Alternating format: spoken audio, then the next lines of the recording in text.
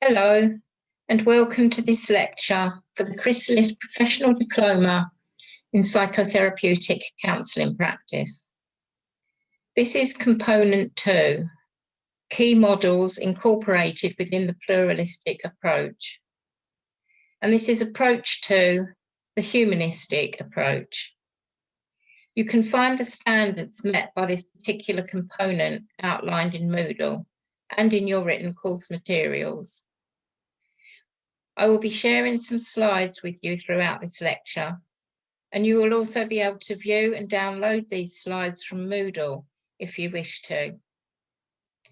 Please note any questions you might have as you're watching this lecture, and take these questions to class to discuss with your class tutor. So firstly, just talking about the pluralistic approach. The pluralistic approach acknowledges that there's many different approaches to therapy, and they can all be beneficial to different clients at different stages in therapy. And the three main approaches that we're studying on this course are humanistic, psychodynamic, and cognitive behavioural. But today we're focusing on humanistic. Now, both humanistic and pluralistic principles value the client as a unique individual, acknowledging the complexity of each individual, and the idea that people have choices and therefore can also choose the type of therapy that's best for them. And both approaches outline the importance of the therapeutic relationship. The difference really between pluralistic and humanistic is that the pluralistic approach focuses more on case assessment and formulation and goal setting, whereas a purely person-centered approach doesn't necessarily do that.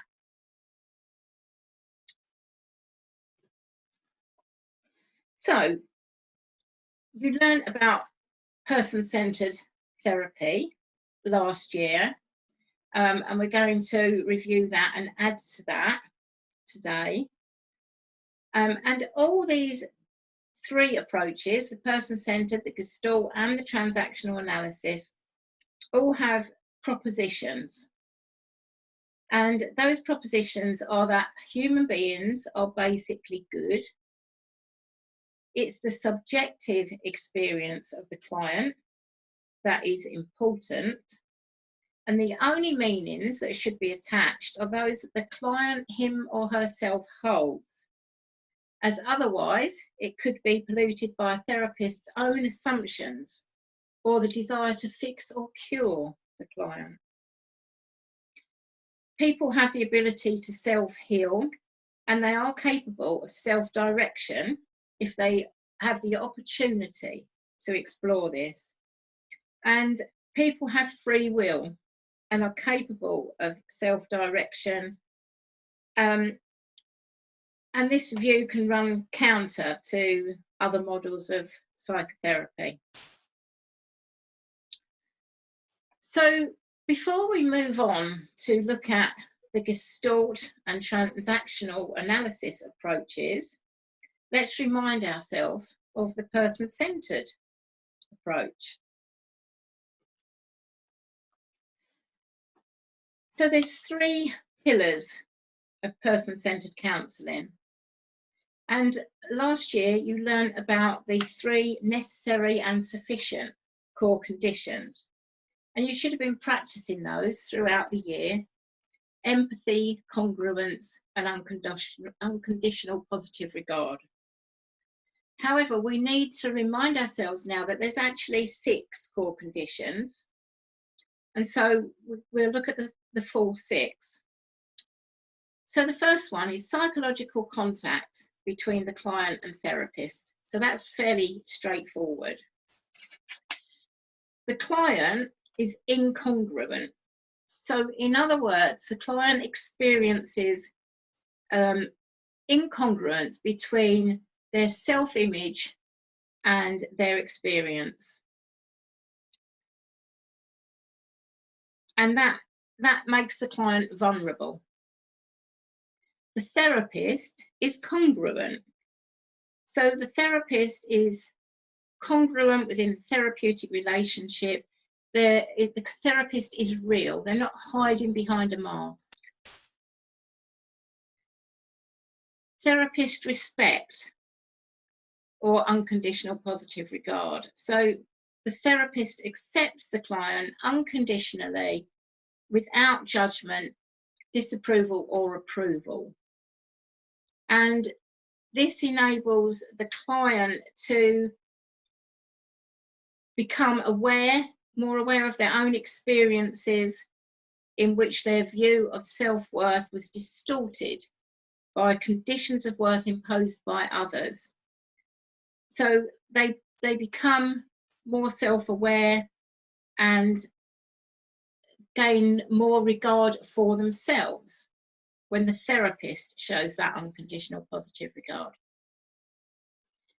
Therapist empathy. So the therapist tries to understand what it's like in the client's shoes, the client's internal frame of reference, so that or at least tries to. It's very difficult sometimes, depending on what the client brings to therapy. It can be really difficult to really try and empathise and understand what they're going through, but we need to try. And then the client's perception of the core conditions. So the client needs to perceive the therapist's understanding. They need to feel those core conditions, at least to some degree. So they need to feel the therapist's understanding, unconditional positive regard, and that genuineness. Research clearly shows that the therapeutic relationship is the key to success of therapy, regardless of the approach taken. So if we can offer these core conditions, then that will make for a good therapeutic relationship and make therapy more successful. And what we're aiming for is to make our client a fully functioning person. Now, according to person-centered theory, a fully functioning person displays the following qualities, and I'm just going to refer to my notes so I don't forget anything. To have openness to experience and an accurately perceived perception of one's own experience in and of the world. To have an existential concept of living in the present rather than the past or the future. To have an organismic trusting of one's own thoughts and feelings as accurate, doing what comes naturally. To have experiential freedom and taking full responsibility for one's own actions. And to have a creative participation in the world, including contributing to society as a whole. And that could be through work or social relationships or creative work of some kind. The model also explains that humans have a core self, which is inborn, innate and consistent and unique to each person. But through our experience of life, we develop a self-concept, which is acquired through our experiences. But the self-concept is influenced by conditions of worth imposed upon it in our life experience, which can be negative as well as positive. And also that's affected by our own congruence between our organismic self and life experience as we strive for growth and actualization. So what we're aiming to do with our clients is to provide a really good therapeutic relationship, allowing them to become their core self and a fully functioning person. So there's also 19 propositions, and these include: a person exists in a continually changing world of experience of which he is the centre. A person has a basic tendency and striving to actualise. Behaviour is our goal-directed attempt to satisfy our needs as experienced. Emotion accompanies and facilitates goal-directed behaviour. And the best vantage point for understanding behaviour is from the internal frame of reference of the person himself. So it's how the person experiences their world, the person's views and perceptions, their frame of reference. That's what's really important. A person-centered therapist understands herself or himself as a collaborator, an equal partner, developing together in a person-to-person encounter, aiming to cultivate a ongoing positive, non-judgmental warmth for the client, for the full range of the client's emotional and mental experience. And at the same time, the therapist is remaining aware of their own values and belief systems that can be very different to the client's. So Rogers talked about a process of therapy as a series of stages. And this process is facilitated by the therapist using the core conditions and by reflecting back the client's personal feelings and meanings. These stages enable the client to become more and more able to process information about themselves and to experience greater levels of depth and intensity, enabling the client greater involvement in their inner world. So these stages, you can see them on the screen there, 7 steps. Now, initially, communication is often about external events.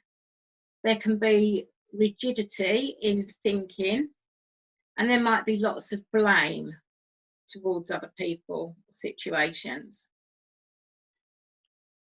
Then expression starts to flow more freely about non-self topics, but there still can be intellectualization, and clients may describe behaviour rather than feelings.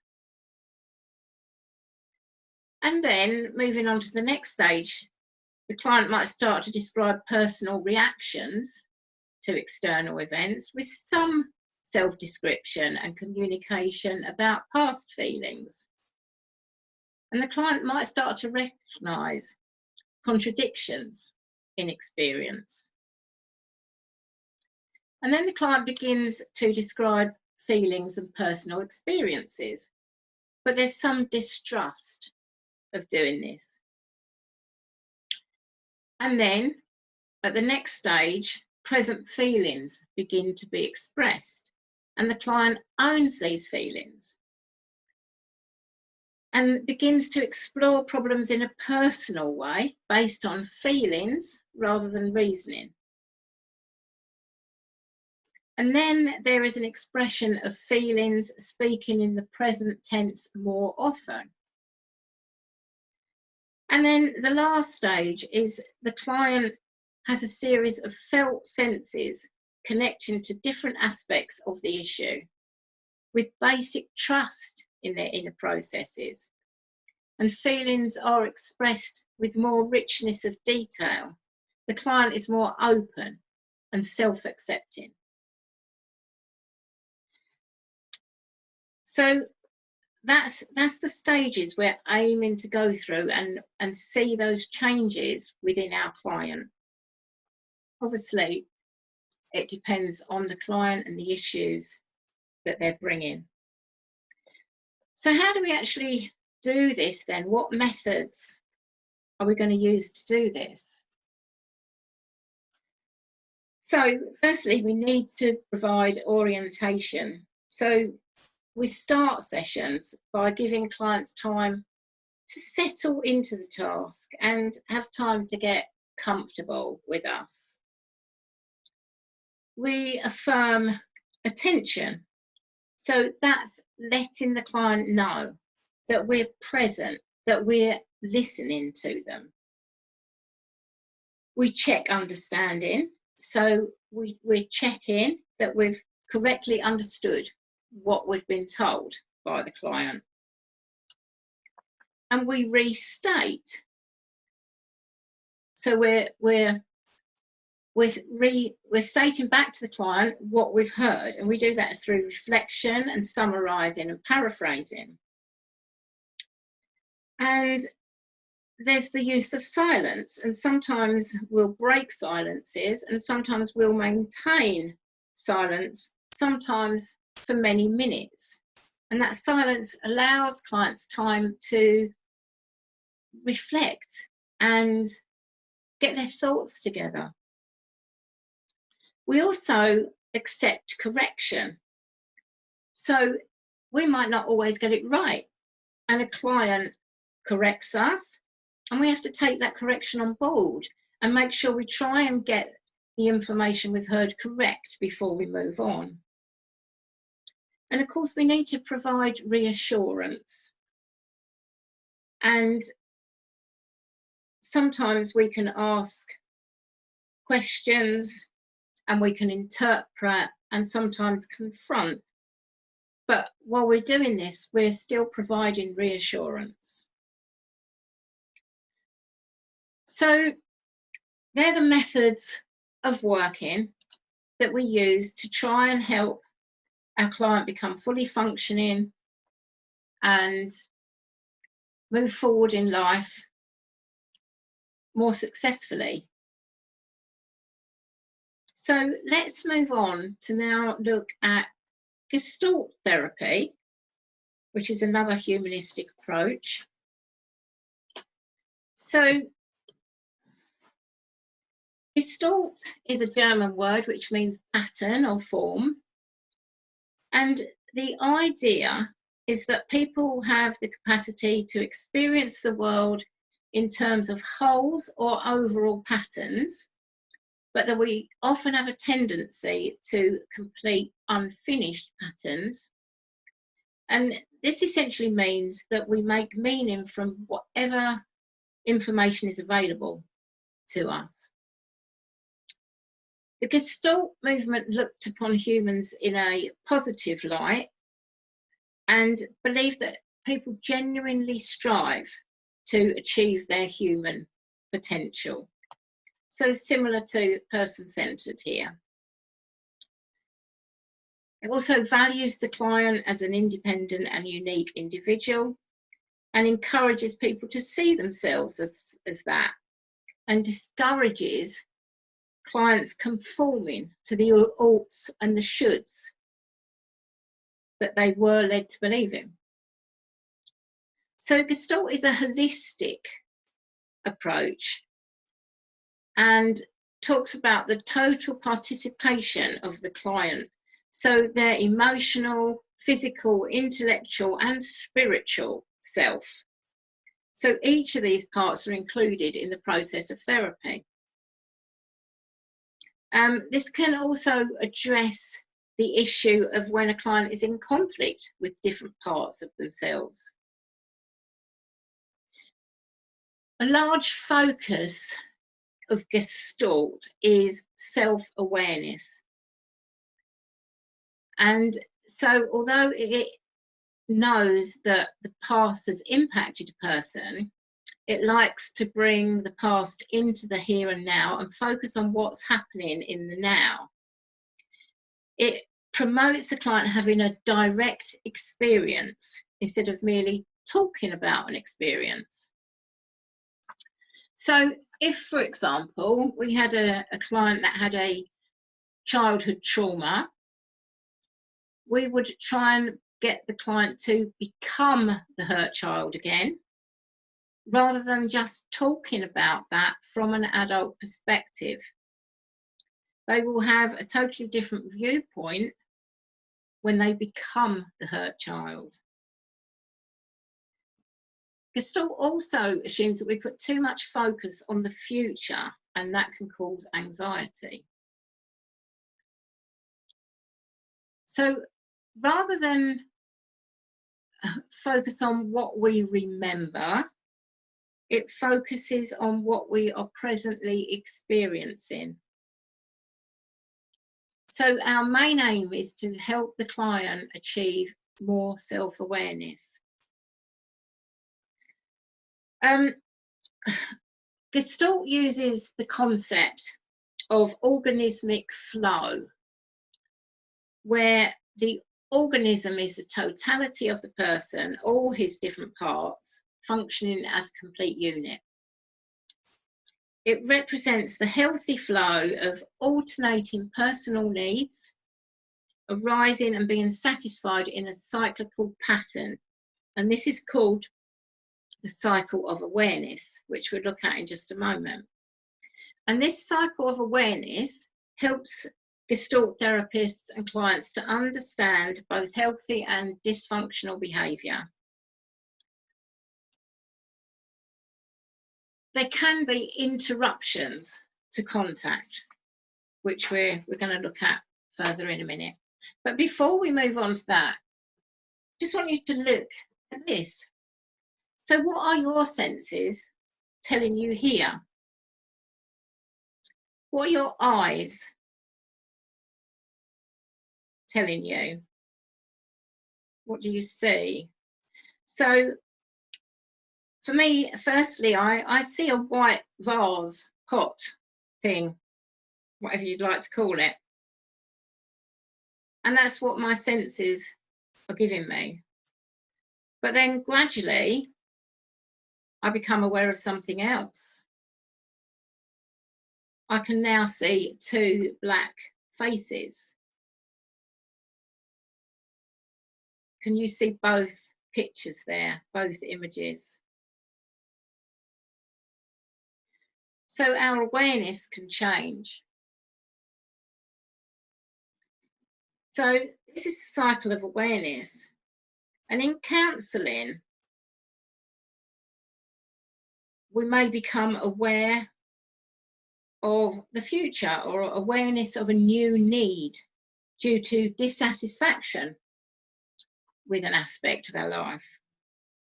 And this new need pushes for attention, driving previous needs into the background. And then mobilisation follows as the need becomes sharper and clearer, just like looking at that picture. And in counselling, we can help the client to identify choices and options. And then the next stage is action. So choosing and implementing appropriate action involves also choosing and rejecting possibilities, seeking to overcome obstacles, and experimenting with different courses of action. And final contact naturally flows when the appropriate action is taken.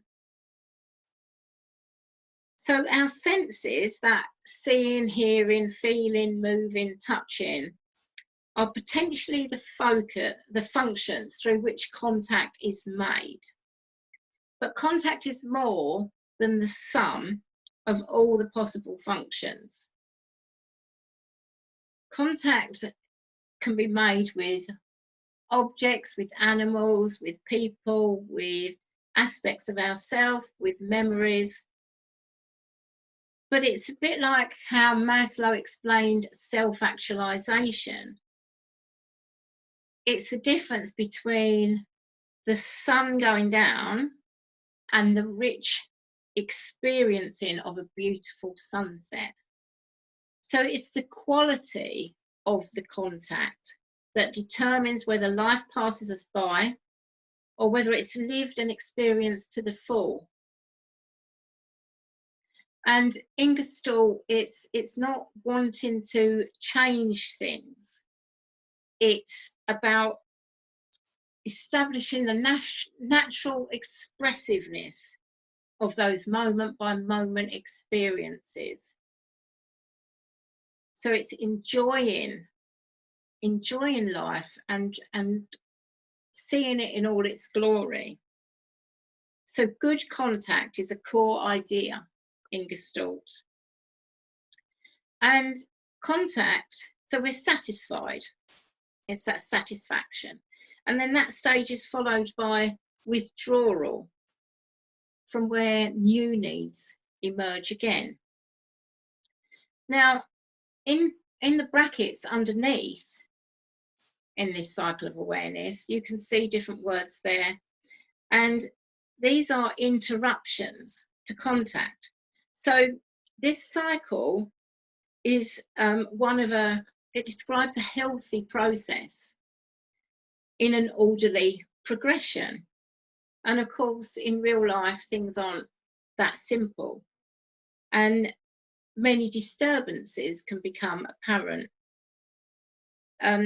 So dis-ease is a term used by Gestalt therapists to indicate when a person is not fully functioning, where people who are diseased are not experiencing themselves as whole persons in a good relationship with their environment.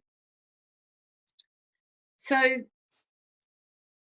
very similar to the person-centered approach, we looked at a person being fully functioning, and we're also looking at this in the Gestalt therapy. We want our client to be fully functioning, and these interruptions to contact can make that process more difficult. So let's look at these interruptions to contact. So there's confluence, and this occurs at the withdrawal stage when a person has difficulty in letting go of past experiences and associations, and grieving for them is a necessary part of opening to new possibilities. We have to let go of the old to let the new in, but some people don't like letting go. Desensitization might occur when a person ignores their physical needs.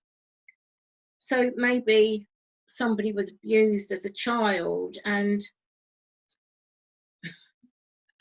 almost abuses themselves as an adult, but doesn't register that. So they've succeeded in shutting out painful stimuli, but is also isolated from their feelings and doesn't experience the basic pleasures and joys in life. And then deflection occurs when we're not fully aware of our needs or the demands of the environment. So signals from the environment are maybe ignored. We'll not pay attention to the things that are important for our well-being. And then introjection. So when people experience blocked or insufficient mobilization, and that could be people experiencing depression or anxiety, they may be responding to things they've introjected that are toxic. For example, a neglectful parent. So the mobilization doesn't lead to action or satisfaction. Negative messages in the person's head may have origins in childhood, but they've now become self-beliefs. The client still believes these things. And there's also projection. So projection involves disowning parts of ourselves that we don't like, and attributing it to others. And this prevents us from being fully in touch with the action needed to complete the cycle. And sometimes actions are just repeated again and again. And an example there is addiction. And then retroflexion. So in the final contact stage, when the action doesn't fully connect or discharge appropriately. So, for example, somebody may be really angry towards their boss, but instead of displaying that or expressing it, they get angry towards themselves and put themselves down. And then egotism. So if the person doesn't allow themselves to savour the fullness and completeness of experience, then they may be rushing on prematurely from one thing to another, from one experience to another, but they don't get the satisfaction. They need to be in control, and they're not in tune with themselves. And that mechanism can lead to narcissistic personality disorders. So these are the interruptions to contact that we might experience with a client. So these are things to look out for and to try and work through. And let's look at how Gestalt therapy does work. Let's look at some of the methods. Oh, no, we don't want that one. Sorry, don't want that one yet. So with Gestalt, there's an exaggeration of non-verbal behaviour. So it plays a lot of attention to body language. And if, for example, somebody was talking about their mother and saying, yes, they got on really well with their mother, it was all fine, and yet they started tapping their foot or folding their arms or frowning, then that would be picked up by the Gestalt therapist, who would then get them to exaggerate their body positions. So they'd fold their arms stronger and tap their foot more. And the idea of that is to get them really aware of their feelings and how they really feel, so that they feel the extent of their feelings. So body language is very important. Dream work can also be part of the work, but it's different to the normal way of interpreting dreams. So with Gestalt dream work, the dream is actually brought into the here and now, and the different parts are acted out by the client. So, for example, the other night I had a dream. I dreamt about a yellow helicopter. I was in a yellow helicopter with a pilot, and we actually crashed into a river, but we weren't hurt, and the yellow helicopter gently floated up this river. And if that was what I remembered from the dream, I would be asked to be myself in the dream, what that was like, and then I'd act out being the pilot, and then I'd become the yellow helicopter, and then I might become the river. So whatever's in the dream, the client actually becomes that thing in the here and now. And it sounds a bit weird, I know, but it's actually very powerful. I've experienced this, and it's very powerful, and really gives clients a lot of insight into what's going on for them. The method that Gestalt is best known for is the empty chair technique. And this is an exercise that focuses on bringing conflicts into the here and now. where the feelings will be able to be experienced or re-experienced. So maybe a client talks about a disagreement with another individual, but instead of just telling the therapist about that disagreement, the therapist will suggest that they act it out. So there'll be an empty chair placed opposite the client, and the client will address the empty chair as the other person that they're in conflict with. And they're encouraged to just keep going until they feel they've expressed everything they need to. And that process in itself can be really cathartic. However, the client can also be encouraged to change positions and go and sit in the empty chair and respond as the other person.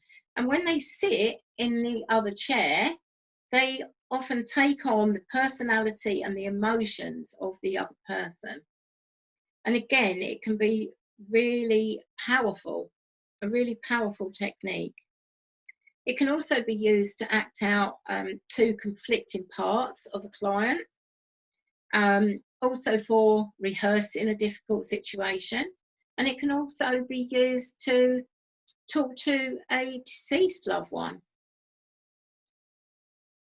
So that's it for Gestalt therapy. And you can probably see the similarities with person-centered, but it's also more focused on self-awareness than person-centered probably is. Especially in terms of looking at body language and bringing the past into the here and now. So now let's move on to look at transactional analysis. And while this has also got some similarities with Gestalt and person-centered, it really focuses on how people communicate and interact, and it's very good for relationship counselling especially.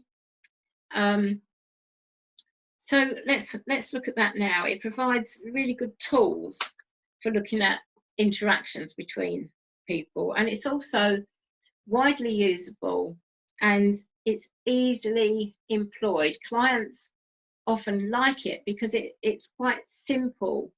A lot of it is quite simple, although it can get complex.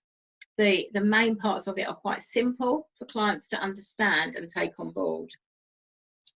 So the CA has three basic philosophical propositions, again, that focus on the innate capacity of the human individual. So again, it's saying that people are okay. People can think, and it's really the responsibility of the individual to decide what they want in their lives.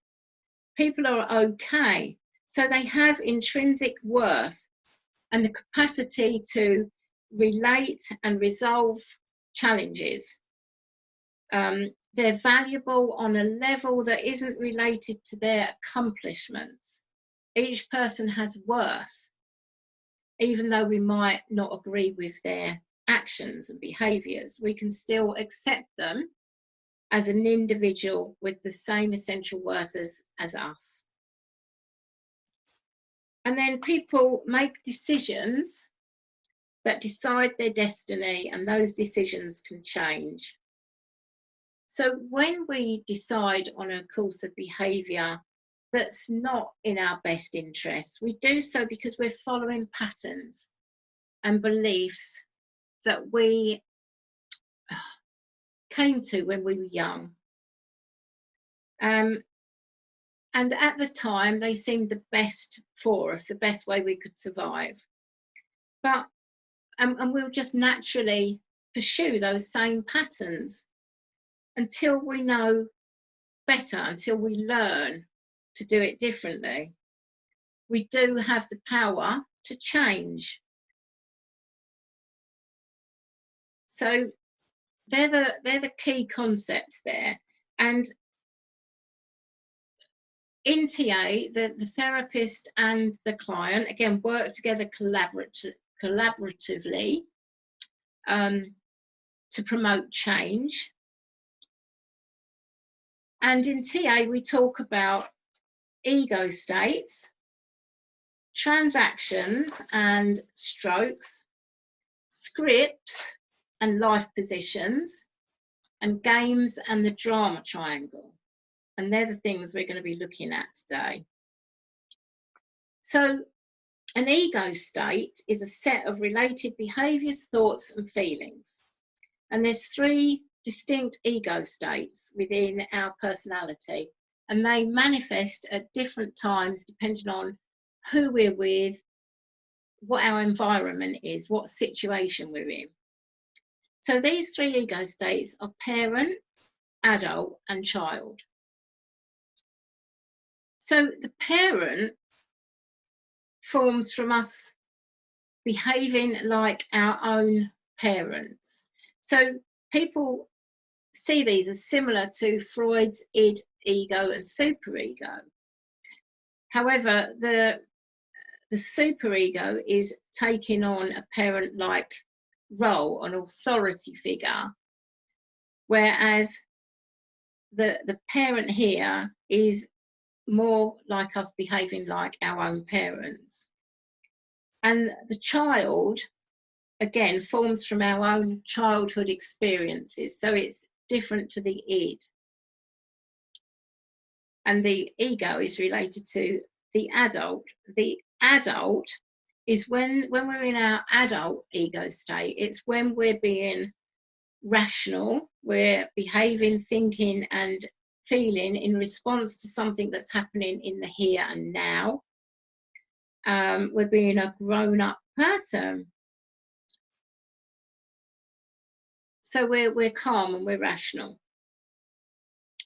So the parent cares, protects, but can also control, or can be critical, or can be overprotective. So there's positive and negative. And again, with the child can be spontaneous and fun and creative, or it can be anxious to please, or it can be rebellious, or it can be scared. So again, positive and negative in those states. And when we're in touch with the feelings of a particular ego state, we will also be showing the behaviours of that state. So this table sets out some of the indications of the ego states that may be present in an individual. So there's the sort of words they might use, there's gestures, facial expressions, their attitude and behaviour. And so, for example, an adapted child will behave in a way that gets them attention or affection. The free child exhibits behaviours that are totally independent of parental pressure or censorship. So that might be running through a muddy puddle, having fun. And those same ideas apply to the parent, the controlling and the nurturing parent. And we might take on one of these ego states in certain situations. So, for example, my mum, even though I'm a grown adult, still says to me when I go out the door, "Mind how you cross that road."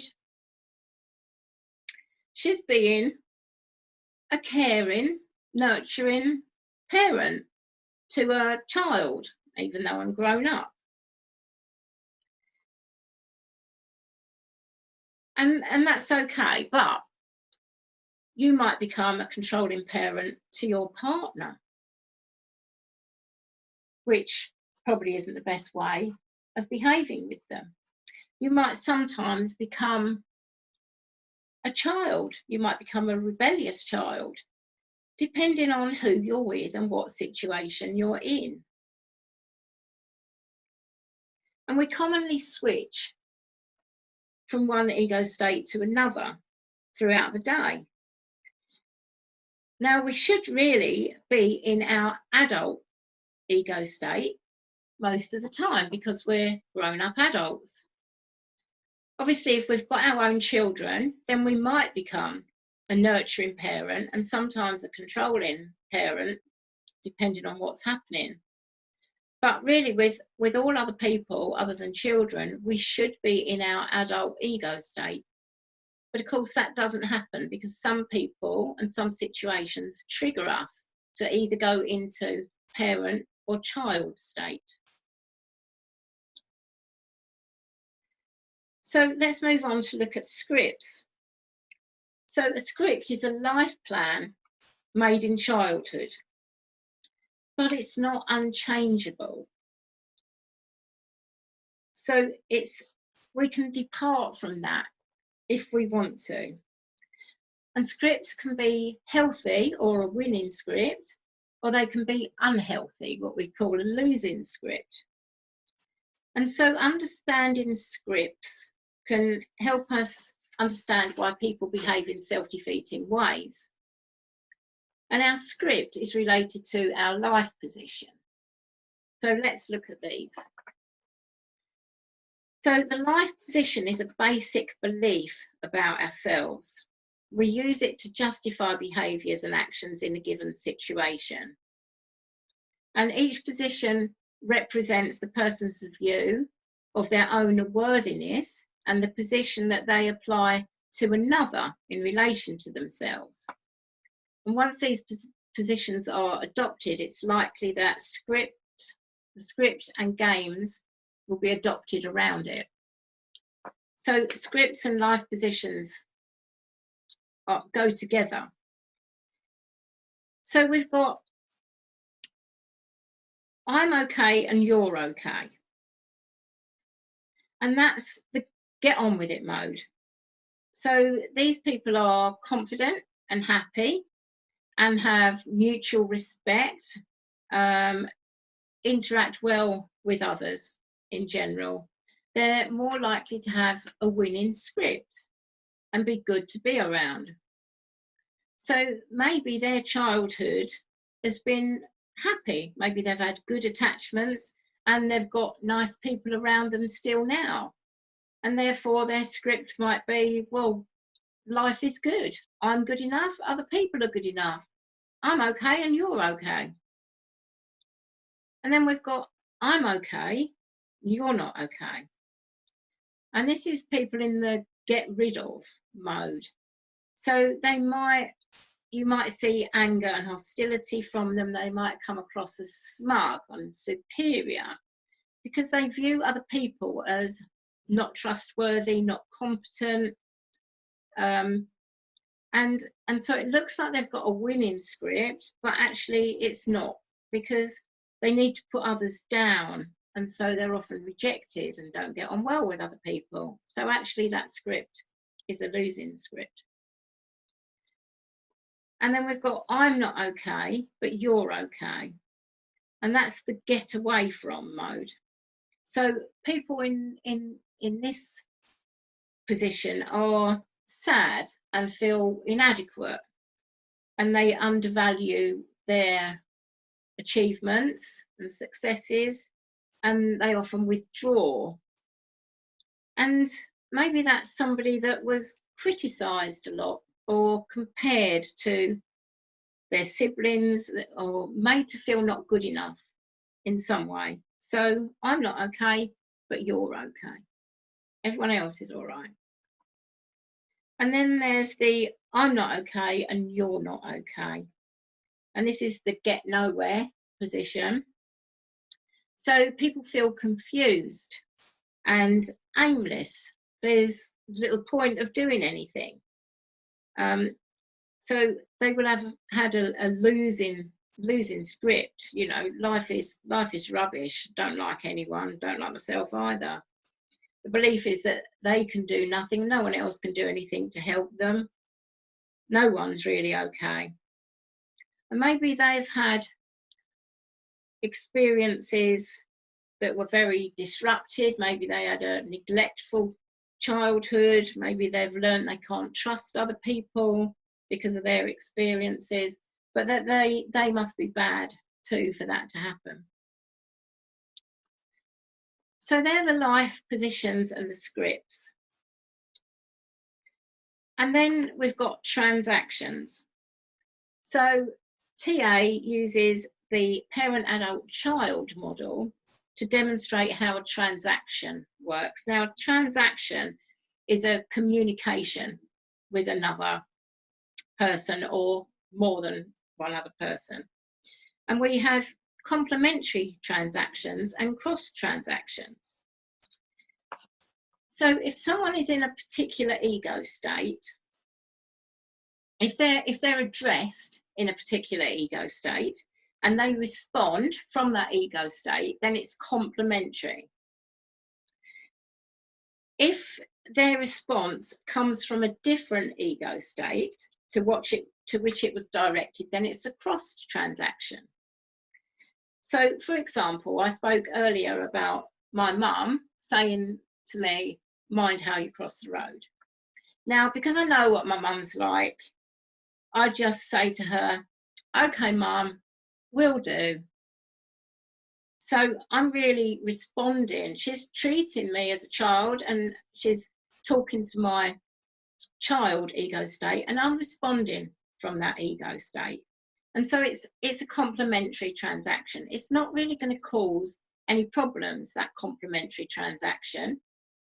I don't particularly want to be spoken to like a child, but I'm sort of used to it, so it's fine. Now, if she had addressed me as that child and said, "Mind how you cross the road," and that annoyed me, and I responded from my controlling parent and said, "For God's sake, don't treat me like a child. Who do you think you are?" Then that would be a crossed transaction. I'm responding from a different place to the one in which I was addressed. And with cross transactions, that can lead to arguments. So it can lead to a break in communication. And sometimes people can become very upset or angry. And it's difficult because sometimes it's easier, therefore, to stay in that child state, even though you don't really want to. Because if you decide to step out of that, it can cause an argument. So transactions as well are related to strokes. And Byrne believed that we are all hungry for stimulation. And he called them strokes because of the baby's need to be touched. And we still like physical contact as adults, but we learn to substitute other forms of recognition in place of physical touching. So it could be a smile, it could be a compliment. And that shows us that our existence has been recognised. So we need acknowledgement by other people, and sometimes even negative acknowledgement, like an insult, is better than having none at all. And so stroke can be verbal or non-verbal, and positive or negative. And clearly some people need more strokes than others, depending on their life script, their life position, and their current situation. So that's strokes. And then we need to talk a little bit about games and the drama triangle. So Byrne proposed that people play games in relationships. And when they're playing games, they fulfill one of three roles. And there's many games that people play in relationships. One of the games is if it weren't for you, and another one is now I've got you, you son of a bitch. And I would advise you to read the book, The Games People Play, which is on your reading list, because that will really help you to understand the different games that we do play in relationships. But as I said, it fulfills a role, and those roles are either victim, persecutor, or rescuer. And this is where we get the drama triangle from. And this is also sometimes called the codependency triangle. So both the persecutor and the rescuer discount others, and a victim discounts themselves. All three of those roles are inauthentic, and when people are playing these roles, they're responding from the past rather than the present moment, using old strategies that they've learned in childhood.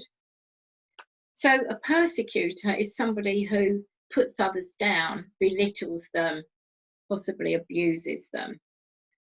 So the persecutor sees others as not okay, but really they're not okay. And a persecutor needs a victim. They can't fulfill that role if they don't have a victim. So if a victim leaves the situation, a persecutor will need another victim, or they need to change roles.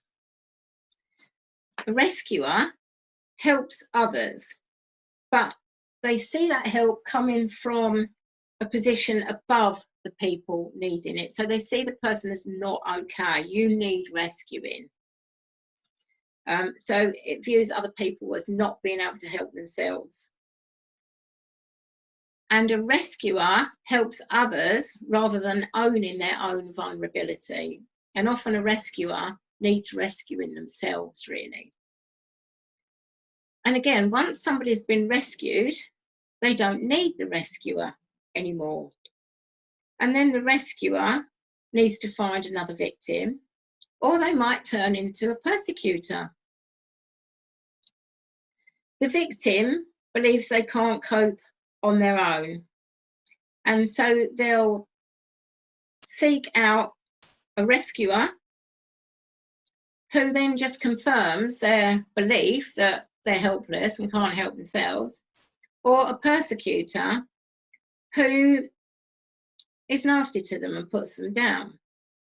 So the victim sees himself as not okay and gets into this pattern where that's being reinforced all the time. I'm not okay. So roles can change within a relationship, or in the next relationship, roles can change. These relationships are codependent because one can't exist without the other. So if someone steps out of that role, it breaks that triangle. So this can be really interesting, and it's fascinating to work with clients looking at this, and they recognise, oh my God, yes, I've been playing this role for many years, or I played that role and now I'm in this role. So it's codependent, and it's unhealthy to play one of these roles. So that's it on transactional analysis, or TA. So again, you can probably see the similarities between these three approaches and the differences. And there's probably a lot for you to take in today during this lecture. Obviously, when you have your session with your tutor, they'll be able to clarify a lot more of this, and you can ask questions so that you understand it all a bit better. But for now, we need to move on to look at ethics, the law, and good practice, that section for today. So, lots of different acts here. So we will always have a focus on ethical and legal issues, as it's very important for both trainee and qualified therapists. So firstly, therapists need to be a member of a professional organisation such as the National Counselling Society. Therapists need to undergo regular supervision with a qualified supervisor, and they need to be insured. And then the following aspects of practice need to comply with some of these different laws that are on your screen here. So when you're choosing a venue, which you might do when you qualify, you might choose a suitable venue to work in private practice, you need to think about the Health and Safety at Work Act and the Equality Act. When you're thinking about advertising, you need to be thinking about the Advertising Standards Authority guidelines, the Trade Descriptions Act, and the Misrepresentation Act. When you're managing client records, you need to think about the Data Protection Act. When you're agreeing a working contract with a client, you need to think about contract law. You need to ensure that a client is aware of the service you offer and is able to agree to it. And there you need to think about common law informed consent and the Mental Health Act. When you're writing any information sheets, fact sheets, you need to think about Copyright Designs and Patents Act, and again, the Misrepresentation Act. Obviously, you need to ensure confidentiality and the limits to confidentiality as required by law, the Terrorism Act, and the Drug Trafficking Act. If you're earning fees from client sessions, you need to think about the Income Tax Act, Corporation Tax Act, and the Charities Act. And if you're working with children, you need to think about the Children's Act and Gillick competency, which is case law. So you need to be aware of all these different acts that are on the screen and make sure that you get your head around them and understand where they apply to the work that you're doing. And when we're thinking about duty of care, it's suggested that clients, therapists, do not engage in exploitative or unethical conduct towards a client, obtain informed consent or agree in a contract for therapeutic work with the client, act within their own limits of training, expertise and competence, provide selection and skilled use of methods appropriate to the client's situation, not harming a client as a result of physical or psychological methods employed, not giving inaccurate or damaging advice, clarifying and maintaining agreed or agency limits to confidentiality, making appropriate referral to another therapist or agency when required, ending therapy in a way consistent with the client's best interests. So that's about duty of care. And common law in the UK maintains that the confidentiality policy of a private counsellor would be that you hold all aspects of counselling work and the relationship confidential, with the following exceptions. And that's if the client is deemed at risk of harm to self or others. So if a client discloses intention to commit suicide or an intention to physically harm another person, and you feel that intention is a real risk, then it needs to be reported to an appropriate authority, whether that's a GP or social services or the police. And then the other one is as required by law, if you're subpoenaed to give evidence in court and to report harm or intention to harm a child. And that's not just by the client, it's by, can be the client or a third party. So it's really important as well to make sure that you're confidentiality statement is correct and clear. So that's it. Make sure that you learn about all these different acts and laws. A lot to take in, as I said, but I hope that you've enjoyed it. That's all from me for today. I will see you again at module 3, I believe. I'm going to stop sharing my screen. And so I'm going to say bye-bye. Bye for now.